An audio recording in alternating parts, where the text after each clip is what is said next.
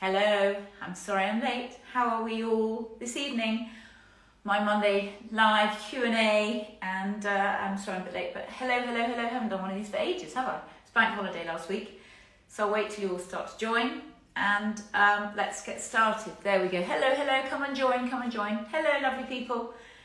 We haven't done one of these for ages, have we, Q&A? So I'll wait till you all join. How are we all? Now, hello.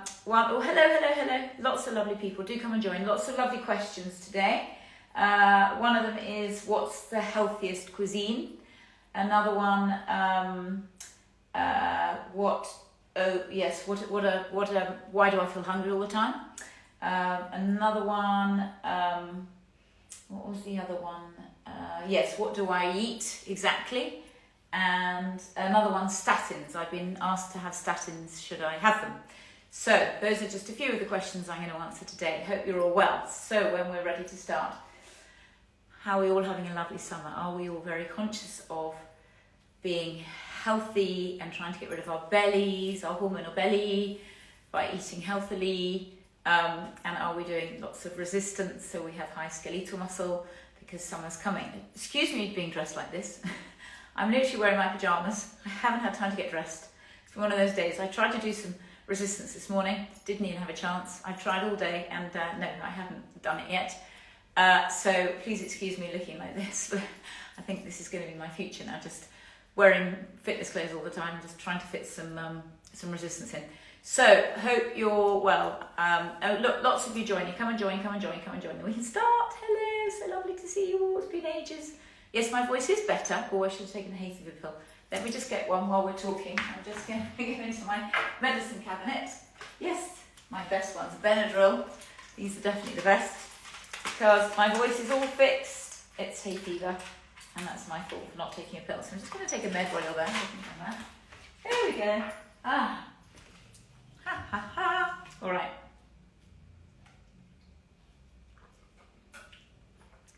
Right, lots of lovely people, so let's start. Okay, first question, what do I think is the healthiest cuisine? Well, that's easy, isn't it? Everything but the UK and the American. Everybody does a better job than us at cuisine, don't they? My God, are we a disaster. So I would say Japanese, of course, is the best cuisine in the world and the healthiest. You're having your sashimi, the fish is phenomenal quality, it's massively protein based, really, really healthy. The veg are incredible. You've got your kimchi, which is the number one source of probiotic. The veg is pickled. They have the lowest rates of cancer.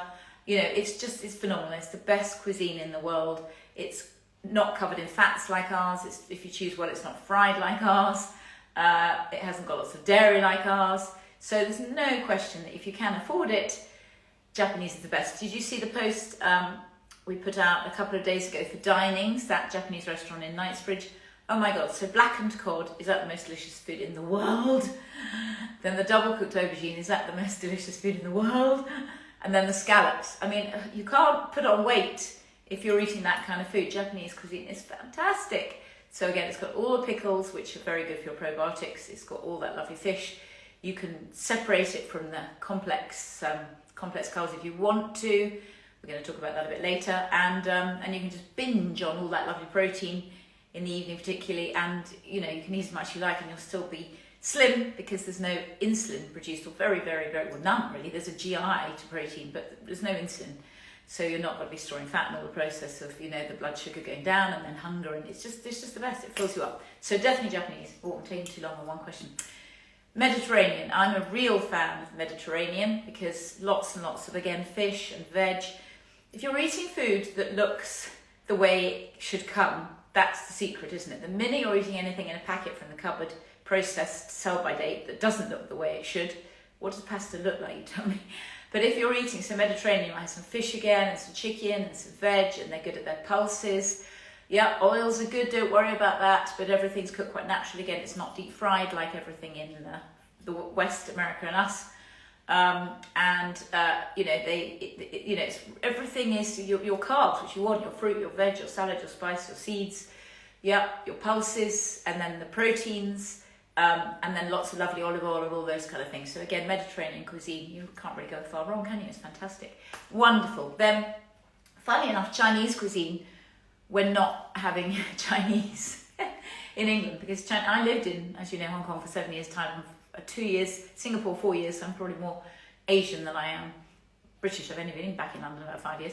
And the Chinese food out there is actually really healthy. Steamed fish, steamed veg, you get your bowl, really, really healthy steamed food.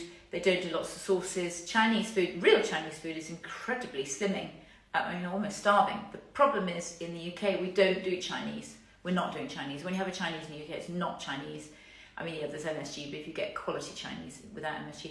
But here it's sweet and sour, pork and they wouldn't have that. They don't do that. They would never have egg fried rice. They have rice, they'd never have it egg fried, and they'd never have it with food. We have egg fried rice with sweet and sour chicken. I mean, it's just absolutely terrifying. They would never do that. They don't do the sweet and sour. They have steamed everything. And then if they have egg fried rice, that's their meal. They're not then adding in lots of proteins. I just realised I was in such a rush. I just didn't set it up quite right. There we go. Fiddling around, aren't I? First my hay fever, then now that. So Chinese cuisine, when in China, just not here, because here we ruin it. I was going to use a rude word there. We ruin it by all these sauces and stuff. So pineapple, and all that kind of rubbish. They don't do all that kind of stuff in China. So first Japanese, definitely. Second Mediterranean. Third Chinese in good quality, proper Chinese restaurant, not a Chinese takeaway, and or in Asia, the Chinese get it right. And then I'm a real fan of Middle Eastern, because we love hummus. Yeah, we love hummus. I mean, you can have chicken kebabs, and they don't cook them, they're not fried again, and chicken kebabs and lots of hummus. And again, Greek food, again, Mediterranean, but your feta salad, your chicken kebabs, and Middle Eastern food, you've got your hummus, and you can have all the pickles. Again, those pickles are really, really healthy. So there's so many cuisines that are so healthy. It's just the UK, unless you're in a really good restaurant, the UK and America, that have completely ruined the concept of food. They don't eat food. Food is real, real whole food. Stuff that you recognise what it is. What we do in America and here is food you don't know what it is. Because what is a pancake? Is that a cow? A sheep? Is it a fat? Is it a vegetable? Is it a fruit? What is it? What is it? Yeah. So really, if something looks the way it should, we go for that. Fridge food rather than cupboard food. Less sell-by dates, and and it's all incredibly healthy. It's just the far west, the West, that we got it so completely wrong. So I hope that answers your question. Now, next, somebody said I've got to go on statins. Should I take them? Well, cholesterol is a serious problem, but again, cholesterol is something you can reduce through healthy eating. Cholesterol is caused by what you're eating, and if you get your food right, you won't have high cholesterol. Very unlikely, in rare circumstances. Maybe it's a genetic thing, but it is caused by sugars. We know that. Everyone used to say it's caused by eggs and lobster, yeah. But it's actually caused by sugars, because obviously it's a heart issue, and if you're having lots of sugars, then obviously you've got fat around your heart, you've got fat around your organs, your visceral fat is high, the fat inside that's right around our organs, and that will affect your cholesterol. So and yes, fatty fish and things like that, and eggs, again, just be very careful. There's a whole argument about eggs. I always say a wild hen has 1 egg a month, and we make our chickens have 4 eggs a day. You have to question what's going on there. That's why a lot of top scientists say don't eat them at all. But I don't say never, I say 4 a week. But anyway, that's your choice. So if you need statins, it's like if you need antidepressants, take them. I'm really of the, if you've cut yourself, put a plaster on it. There's no point in being a hero. You don't get a medal for being a hero. If you are not well, you take what the doctor tells you. There's no, you don't get a hero for suffering, but prevention rather than cure. If you do need to take statins, that is your diet is wrong, and we need to sort it.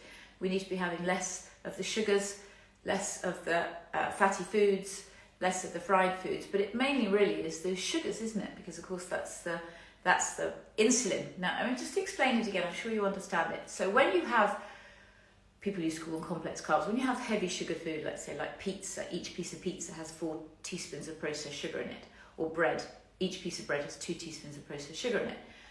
When you have those kind of foods, what happens is obviously you should be moving, because those foods are brilliant when you're a labourer, farmer, hunter-gatherer. That's what they're designed for. So those foods are fantastic when you're moving all the time. Yes, go for it.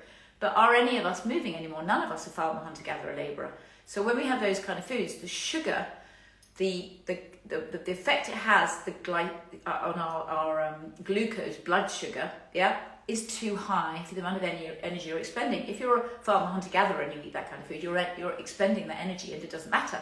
But if you're sitting at your desk, when you eat any of those kind of foods, obviously there's too much.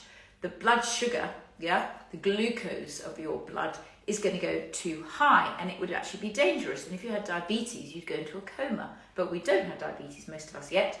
So what happens, your blood sugar level, your glucose level is too high. So insulin has to quickly squirt out of that pancreas to come and rescue you. Insulin comes along, reduces that blood sugar by taking those excess sugars, glucose, into the fat cells. And then immediately, 2 hours later, you then get a dip because your blood sugar levels go low, your glucose sugar levels go low. And that means you're then starving again. And so what you're going to then do is reach for more of those complex carbs. So by having those foods, you're going to make yourself constantly hungry and constantly producing insulin. And this is why so many in the population are insulin resistant. Because if you keep playing that game, if you're having cereal for breakfast and then a sandwich for lunch and then biscuits in the afternoon and then pasta in the evening, every time you do that, that is too much.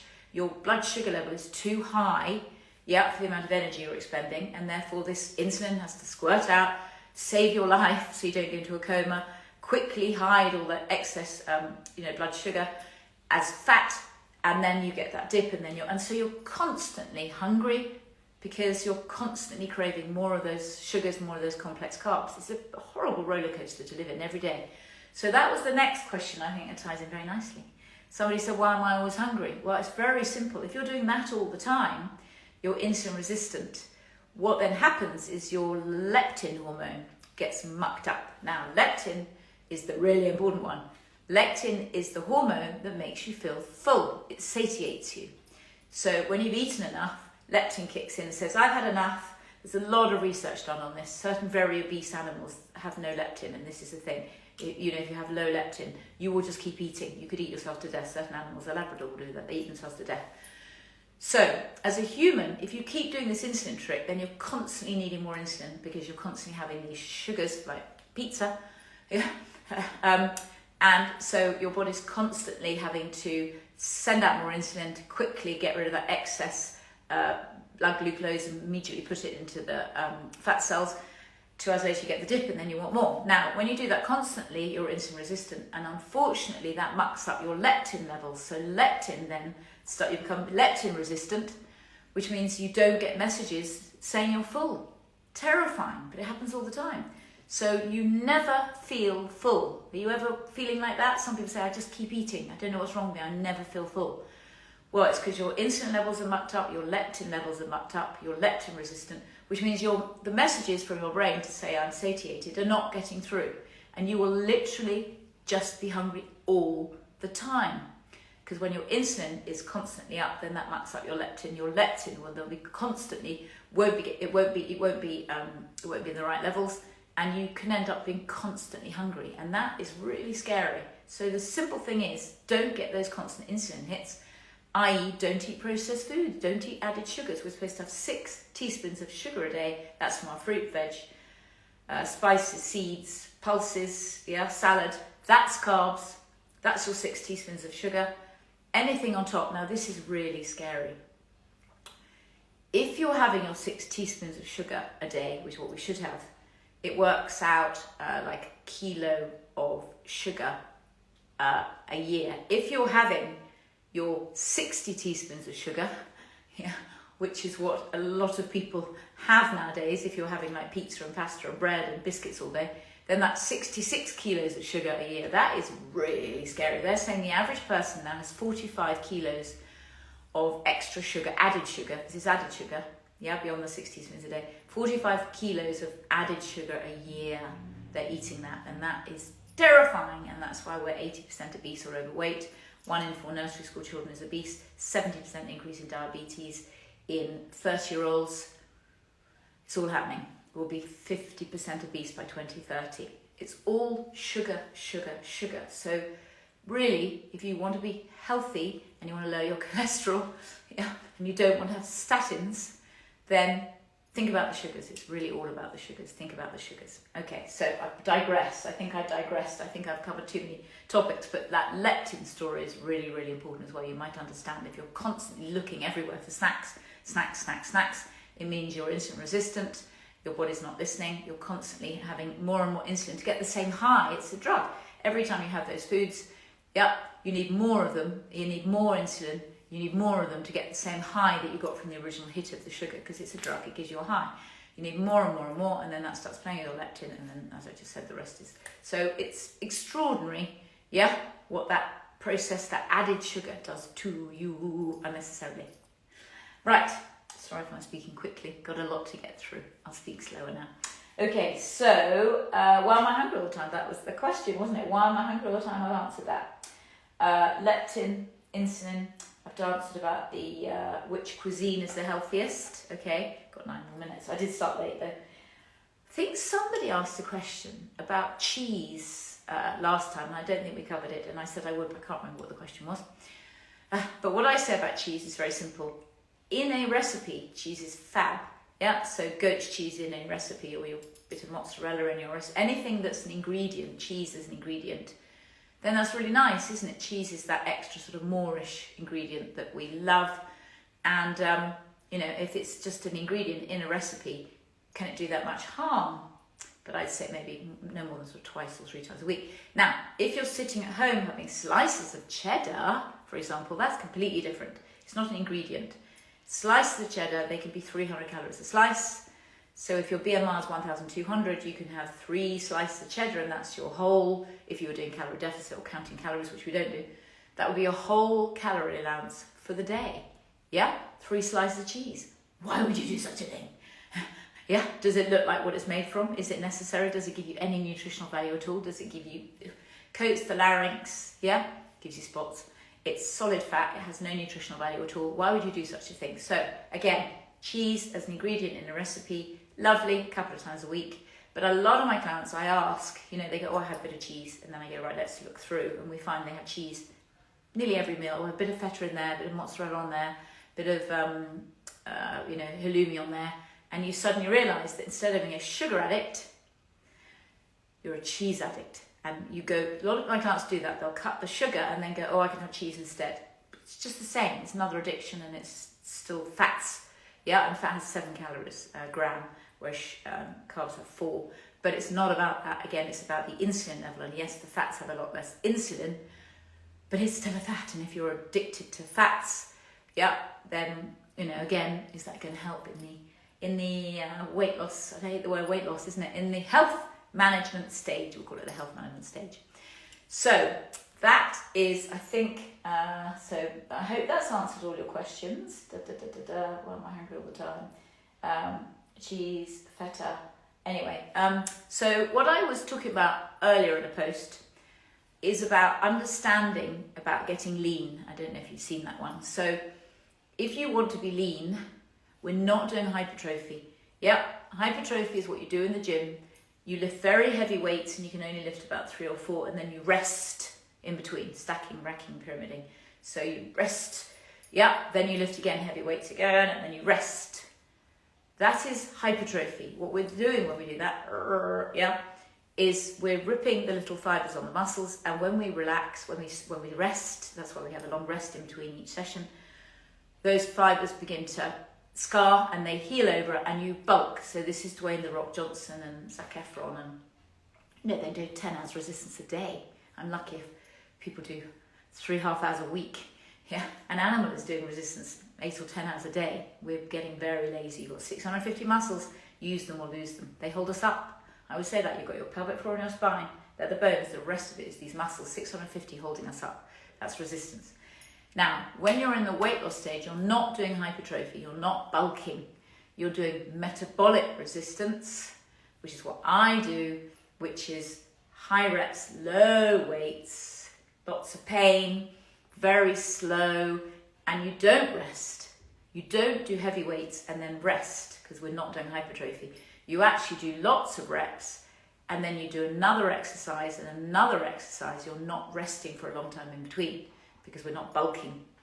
So you see there's a huge difference between what I do with my clients to make you sinewy and lean and what they might make you do, particularly a male personal trainer in the gym, which is thighs, squats, lunges, if we're in the weight health management stage, we don't want to be doing any of that, we want to be doing resistance, metabolic resistance, which makes us lean and toned and sinewy, and means then your skeletal muscles through the roof, so your BMR goes up so you can eat more, your metabolism goes through the roof, everything's good. That's what we want to be doing, isn't it? Not bulk. So I hope that's helpful. So those were the questions. There's an awful lot more coming through, but I can't actually see them, and I'm sorry I haven't spoken for very long, but I have covered off quite a lot. I've spoken very quickly, and I hope that's helpful, and please ask me any more questions for next week, and I'd love to have a chat. But let's go back to statins, prevention rather than cure. Take what your doctor gives you, but with a healthy eating plan, you can always fix most of these things. Healthy eating can help with sleep apnea, depression, anxiety, arthritis, bloating, IBS, cancers, certain cancers, a lot of cancers, heart disease, cholesterol, eye problems, skin problems, hair problems. I mean, isn't that phenomenal? Serotonin comes from your gut, that's happiness. So if you're eating healthy food, you get your positivity back. So again, if you've got depression, there's a lot of mental health issues going on at the moment, and a friend's just opened this amazing charity to help with mental health, which I'm hopefully going to be doing some stuff with. If you have an unhealthy gut, serotonin comes from the gut, that's positivity. And if you're not exercising, remember endorphins are nature's happiness pills. So if you're not exercising, you can get depression. So again, lots of exercise in the morning to get your endorphins going. Lots of resistance exercise to stay lean and to have a good BMR, basal metabolic rate, and your healthy gut, where serotonin comes from. So, nearly everything can be reversed through healthy eating. So that's my job. Reach out. Let's have a private chat. You need your plan done for you uniquely. I need to look at your data, and I need to see whether you've got high visceral fat, high subcutaneous fat, what your proteins are, what your waters are, what your fat-free body weight is, what your metabolic age, all that. I need to have that data. Then I can create the plan for you. Because the problem with things like Slimming World and Weight Watchers, they're giving you a generic plan. That's never going to work, is it? Because you're not the same as anybody else. If I had Usain Bolt as a client, he's 100 kilos. He loves his 100 kilos. I would never give him the same plan as Janet Smith, who's trying to reduce her thighs, reduce, her muscle mass, because we like skeletal muscle mass, not mass. I would never. So that's the point of the 1-2-1s. You've got to have a personal plan for you. You are unique. You are different from everybody else. Even if it's just a health plan, not even a weight loss plan. Everything about you is unique. So don't do these generic diets. Don't do these generic courses. Don't do these generic clubs. Have 1-2-1s. Have your data analysed. Have a personal plan for your personal needs. Get the weight off permanently, because when you have that plan, you're in control. You're not guessing anymore. Once you've got that plan for you, we watch the subcutaneous going down. We get the skeletal muscle up. We get the visceral fat going down. We get the muscle mass sorted. We get the proteins up. We get the water up. We get the metabolic age down. All those things for you personally. That's the difference. So reach out. Let's have a conversation. Now we're in June. Beginning of June, July, you can lose 2 stone, June, July, August, tickety-boo. So let's start now. Hello, those that are joining, I'm really, really sorry, but I'm finishing now. But this will go live now. I'll put it on live, and then it'll go onto my YouTube channel, so you can see it on there, and an edited version will go on here. But thank you for joining. I love your comments. Lots of comments, please. Hello, more of you joining. Hello, lovely people. Sorry, I'm finishing now. I've got more clients after this, and aren't I blessed? And so really, really have a look at this, and then please send me comments. I love comments, and send me questions so that next week I can do more, because I'll be doing them every week now, because we've got no more bank holidays. Anyway, thank you for joining me. Lovely to see you. Hope that's been useful, and reach out and let's have a private chat to get you sorted, because summer's here. Okay, lots of love. Thank you for joining me. See you soon. Take care.